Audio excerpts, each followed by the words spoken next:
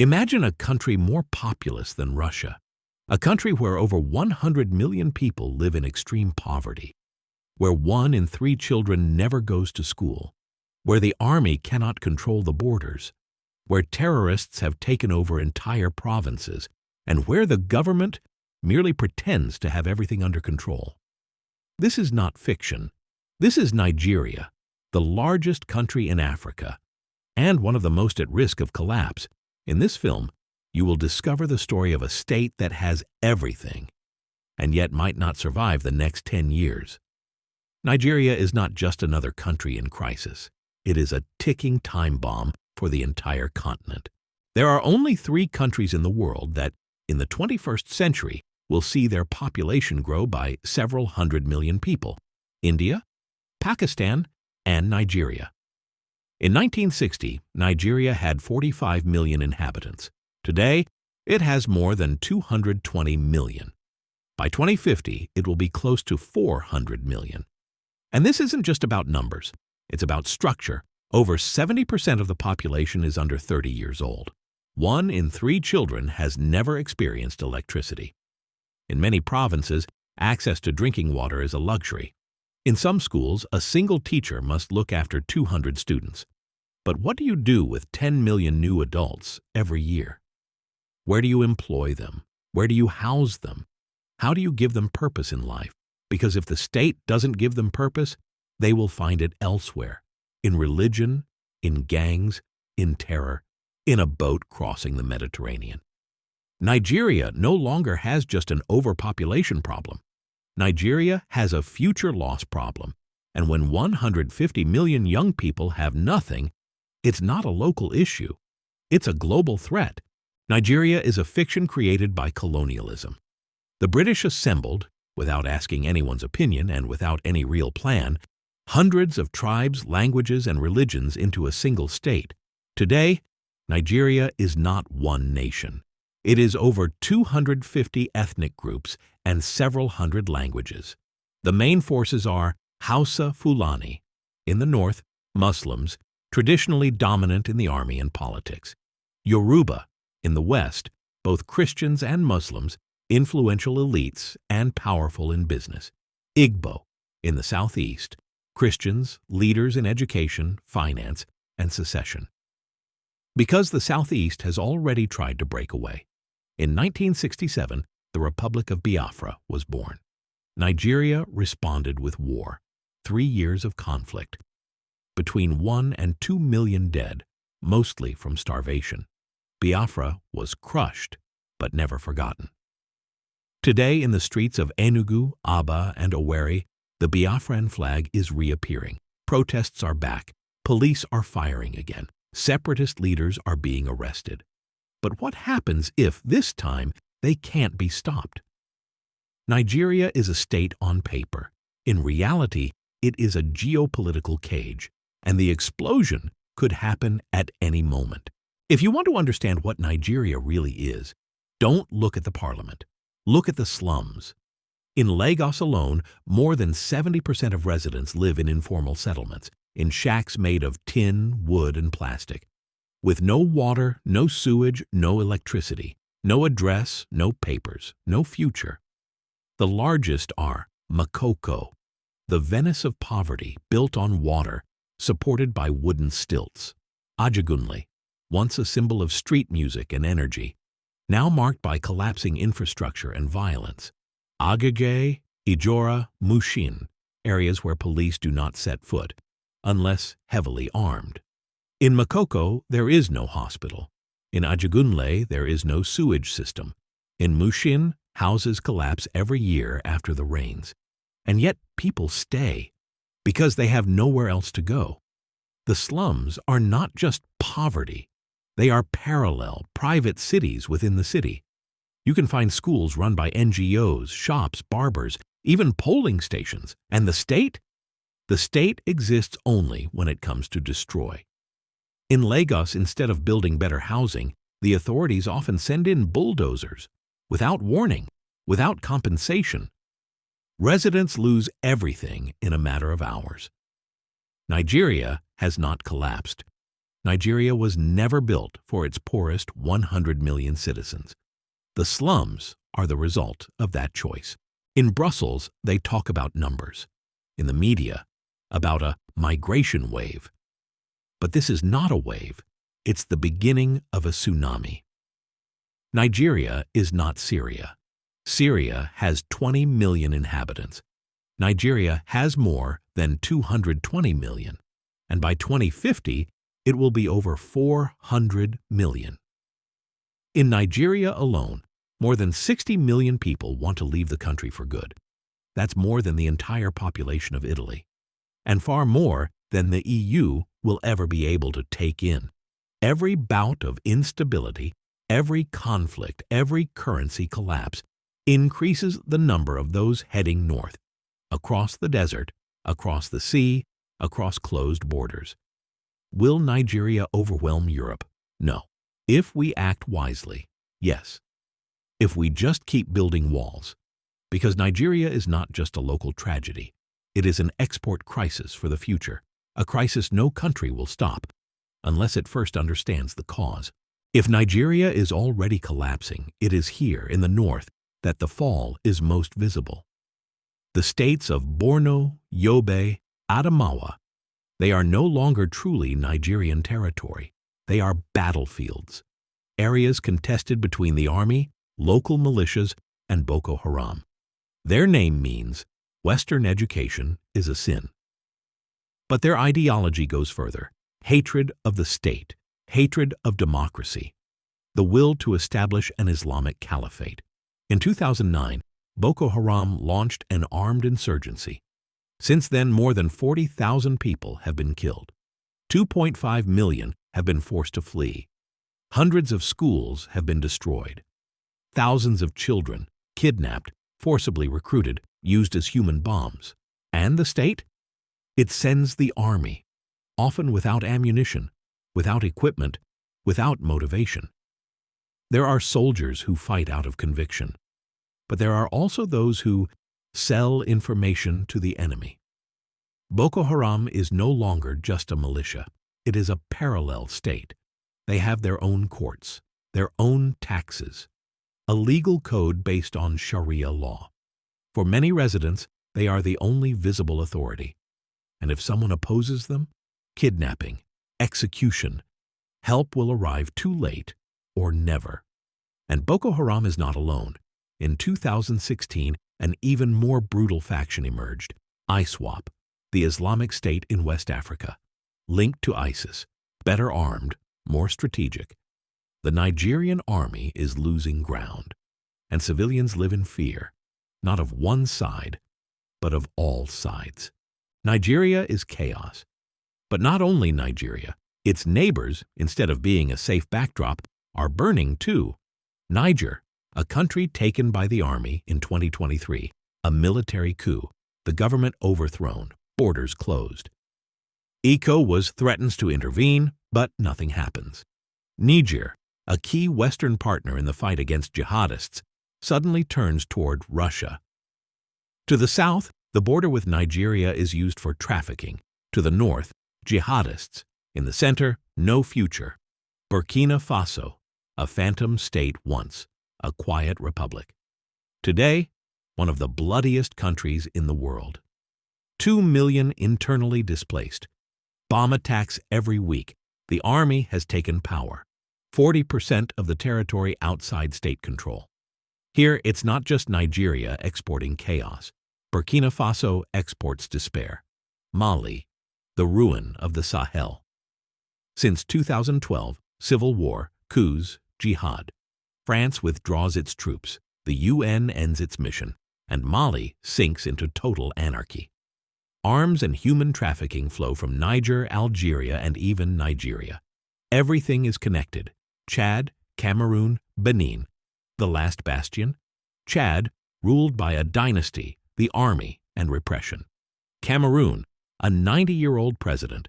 A civil war against the Anglophone minority. Benin, long stable, but now increasingly authoritarian. There is no safe neighbor. Every country around Nigeria is either falling or pretending not to fall. It's not only Nigeria that's burning. The whole region is. Nigeria is the main player, but its neighbors are powder kegs. In a few years, West Africa could turn into a corridor of instability, violence, and military regimes.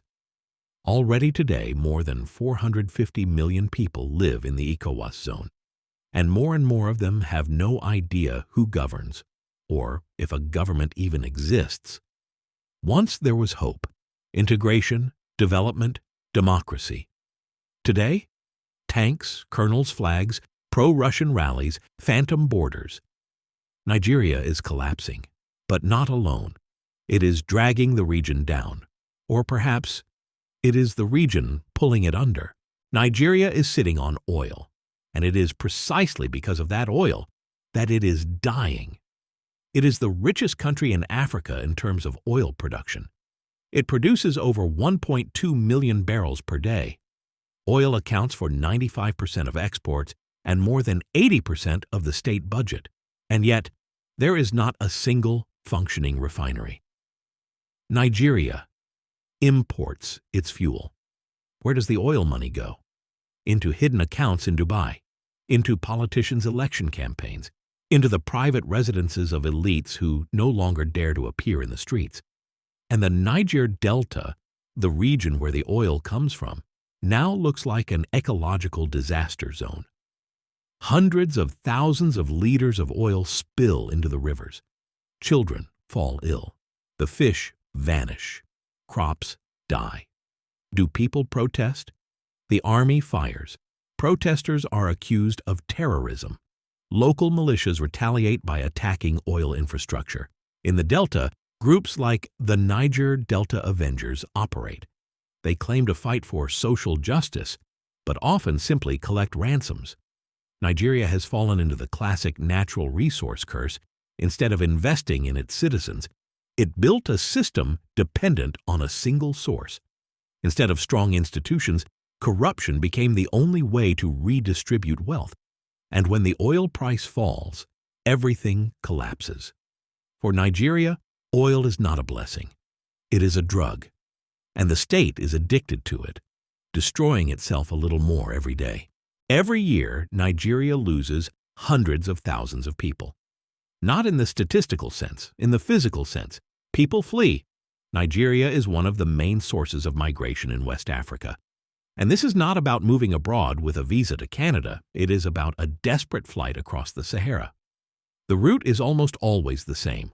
First, Niger, a transit country. Then Libya, a collapsed state. Then camp, smuggler, torture, rape, and finally, a dinghy, the Mediterranean Sea. And the question, will you reach the other shore or sink? The majority of migrants are young men, but the number of women and children is growing. Families sell their land to send someone to Europe because over there, at least, you have a chance. Nigeria is exporting its future. It is exporting its frustration, its anger, its determination. And Europe? It builds walls, funds Frontex, sends boats back. But what do you do when a country of 200 million people stops functioning? At every North African border, there are Nigerians. In every European camp, Nigerians. In every sea, their bodies. This is not migration. It is an exodus. In the real world, Nigeria is losing ground. But online, it is a superpower. A criminal superpower. The Nigerian scam is not a joke.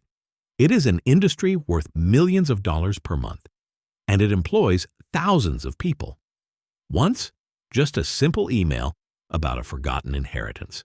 Today, organized mafias with an IT team, graphic designers, fake bank accounts, a 24/7 customer service. The most popular scam formats: romance scam, create a relationship, extract money, then blackmail. Phishing, clones of banking websites and official portals. Cryptocurrency scams, fake investments and Ponzi schemes. Money laundering via Dubai, Turkey, Tanzania.